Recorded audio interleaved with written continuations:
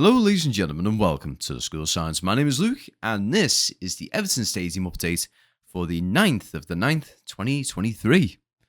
Now, as we go across the site today, so we're going to have we're going to look at our usual stuff, Well, for one of the main things, if you actually look right now, hydraulic tower, the very front of it looks like it's got a good chunk missing out of it. So I'm going to assume this is going to be brickwork that's going to be getting done to it. Either that or they're going to be reshaping it for something else. So a little eye on that one, as usual. But as we look over the East Stands at the moment, one thing I will mention very quickly before we talk about the East Stand, if you look around the fan plaza right now, you can actually see the track lines and everything for the Heritage Railway piece. So that line itself is part of the condition of Everton getting the site. It has to be preserved, along with a lot of other little bits of the heritage itself. So that is now currently getting put into place, which is, as Nick said, who does Mr. Joe in UK, very early. Like, no kidding. It is very early that this is actually going in. So you can actually see the line that runs right across the entire East Stand. If anyone is unsure where it's going to run, have a look at the Everton flyover, because they actually show you that in the render where all this railway line and everything is going to go. It basically covers the entirety of the East Stand from end to end. When I say entirety, I mean like it just goes from one end to the other with about 2 or 3 different lines, and the bit of the South Stand. So it does actually move over to the South Stand a little bit. But as a whole, Fan Plaza's getting a lot done to it. In regards to the East Stand, I'm going to talk about that very quickly while we go over the South Stand. You would have noticed that the East Stand has got more roof trusses going into place. So there's a couple more now. I did actually miss one last week. Sorry about that. But there is now another one in place, and one is going to be going up either tomorrow, Monday, or even Tuesday, according to the people on site today. But as we go over right now on the South Stand, I have actually done a lower view to start things out. So looking right now, we can actually see stuff that's rather similar to the North Stand in terms of design. So you can actually see the windows are in place, not just the ones that are where the concession area is, but also if you look below it, where the facade and everything is, you can actually see black framing with some windows in place. So this is a rather classy little piece, to be honest. It gives me remnants of like the Tobacco Warehouse and Wapping Key and all them. So like the old factory style. This is what that actually says to me. I like it. I do like it. I'm still curious where these turnstiles are going to be, how we're going to get in and everything, because at Goodison, you're looking at about 60 turnstiles, so it'll be very nice to see where these are going to be going into place, because we're going to be looking at more fans. I'm going to say there's probably even going to be less turnstiles.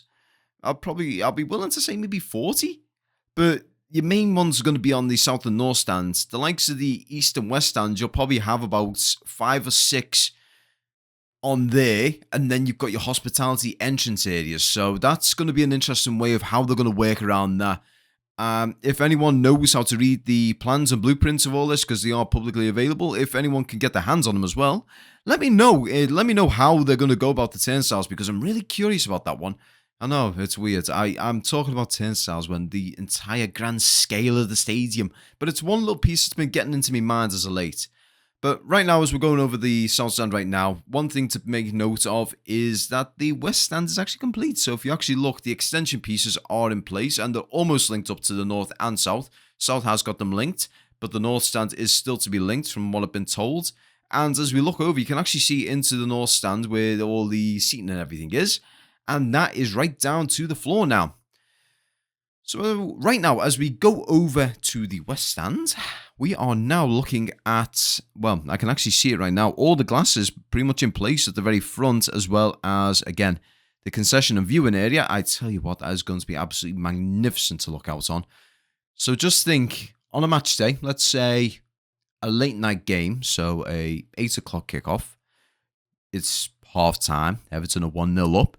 You're now in the concession area. You've got a nice pint. You're in the West Stand looking out to the Mersey from the stadium. That is something of a dream. I want to be able to do that. Now, granted, Everton being 1-0 up at half-time, that's a bit of a big ask, but hey, we never know. But yeah, overall, the West Stand right now is pretty much very close to completion in regards to the roof, as well as a couple of other bits. So the extension truss, as you can see, they are linked to the south stand, but they are still to be completed for the north stand. So they are probably going to get done in the very near future.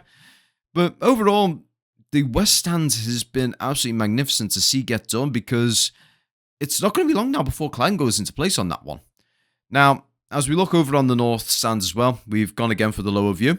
This is solely so you can actually see the windows and everything with this one as well. So very similar to the south stand and the west stand, and more likely going to be the east stand. They are going to have windows where the concession areas are, where you can look out. Now, one thing very quick, I'm going to make a very quick note up before we actually go out of the frame. If you look right now into the bottom right, you can see two white big white patches. Nick has noted this one as well. Sorry, Nick, I'm basically stealing a lot of your footage because, well, I'm not even stealing your footage. I'm stealing some of the content that you've actually been putting out there in that regard. But those are going to be heavy goods vehicle and sliding doors for, obviously, heavy goods stuff. So this is because of the multi-purpose design of the stadium. So like music vents and other stuff like that. They're going to need to get a lot of massive equipment in and out of the stadium. So those being there is the biggest indicator of that being the multi-purpose stadium. Now, myself, I've got no qualms with it. I honestly haven't got any qualms with it. What they probably might even do is the facade might actually mesh in with that. So it's going to probably look like a nice little blend in with the stadium, so they won't actually stick out. But once they get opened, you'll see them. They could do that. Or the other style is, if you've ever been to the M&S Arena, there'll just be blatant doors that are going to be right there. That might ruin the aesthetic of the stadium, but in all honesty, how they go about it is how they go about it.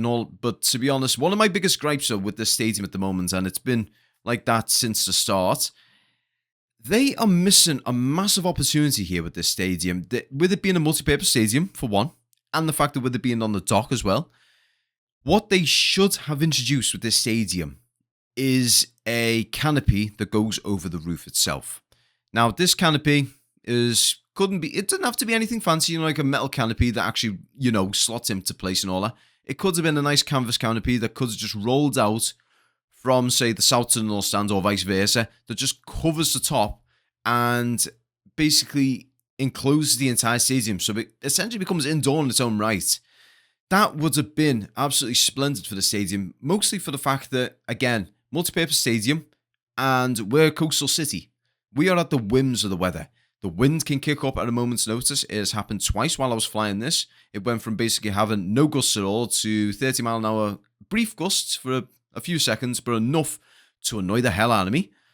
And the weather, again, I mean, today was a massive example of it. I was out there, looked sunny as anything, and you still had patches of isolated showers.